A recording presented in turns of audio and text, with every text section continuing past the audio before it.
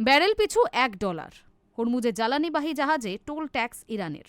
লেনদেন ক্রিপ্টোতে। জাহাজের উপর নজরদারি চালানোর পাশাপাশি তাদের নিয়ন্ত্রণ করবে ইরান। প্রতিটি জাহাজকে জানাতে হবে তার পেটে কী ধরনের পণ্য রয়েছে। তথ্যে সন্তুষ্ট হলে তবেই মিলবে ছাড়পত্র। হরমুজ পার হতে এখন থেকে মোটা অঙ্কের টোল ট্যাক্স দিতে হবে জ্বালানিবাহী জাহাজগুলিকে। জানা যাচ্ছে, অবাধ যাতায়াতে দাড়ি টেনে জ্বালানিবাহী জাহাজ থেকে ব্যারেল পিছু নেওয়া হবে $1 করে। সূত্রের খবর, এই প্রক্রিয়া কার্যকর করতে ইতিমধ্যেই কাজ শুরু করে দিয়েছে ইরান। আরও জানা যাচ্ছে, ক্রিপ্টোকারেন্সিতে নেওয়া হবে এই অর্থ।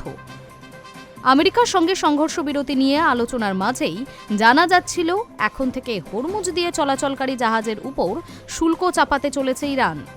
এরপরই আন্তর্জাতিক সংবাদ মাধ্যম সূত্রে জানা যাচ্ছে, হরমুজ দিয়ে যাতায়াত করা সমস্ত জাহাজের উপর নজরদারি চালানোর পাশাপাশি তাদের নিয়ন্ত্রণ করবে ইরান। প্রতিটি জাহাজকে জানাতে হবে তার পেটে কী ধরনের পণ্য রয়েছে। তথ্যে সন্তুষ্ট হলে তবেই মিলবে ছাড়পত্র। ইরানের আধিকারিক হামিদ হোসেন বলেন, এই পদক্ষেপ এই জন্য করা হচ্ছে যাতে 2 সপ্তাহের যুদ্ধবিরতিতে এই পথ দিয়ে অস্ত্রের আমদানি না হয়। জাহাজগুলিকে যাওয়ার অনুমতি দেওয়া হবে ঠিকই, কিন্তু গোটা প্রক্রিয়া চালানো কিছু সময় সাপেক্ষ বিষয়।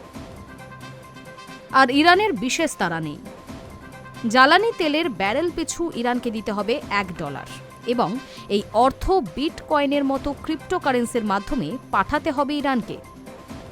সংবাদ মাধ্যম সূত্রে জানা যাচ্ছে, এই প্রক্রিয়ায় প্রতিটি জাহাজকে ইমেলের মাধ্যমে জাহাজে থাকা পণ্য সম্পর্কে বিস্তারিত তথ্য পেশ করতে হবে। সেই তথ্যের ভিত্তিতেই ইরান জাহাজের ওপর চাপাবে শুল্ক। সেক্ষেত্রে জ্বালানি তেলের ব্যারেল পিছু ইরানকে দিতে হবে $1 এবং এই অর্থ বিটকয়েনের মতো ক্রিপ্টোকারেন্সির মাধ্যমে পাঠাতে হবে ইরানকে। উল্লেখ্য, সংঘর্ষ বিরতির পথে হাঁটলেও যুদ্ধে ইরানের ক্ষয়ক্ষতির পরিমাণ বিশাল। ইরানের তরফে প্রস্তাব দেওয়া হয়েছিল, হরমুজ প্রণালী থেকে যাতায়াত করা জাহাজগুলি থেকে সংগৃহীত অর্থ যুদ্ধ পরবর্তী পুনর্গঠনে ব্যবহার করা হবে। কারণ এই সংঘাত দেশটির প্রতিরক্ষা, প্রশাসনিক ও বেসামরিক পরিকাঠামো ধ্বংস করে দিয়েছে। সেই লক্ষ্যেই এবার প্রস্তুতি শুরু ইরানের।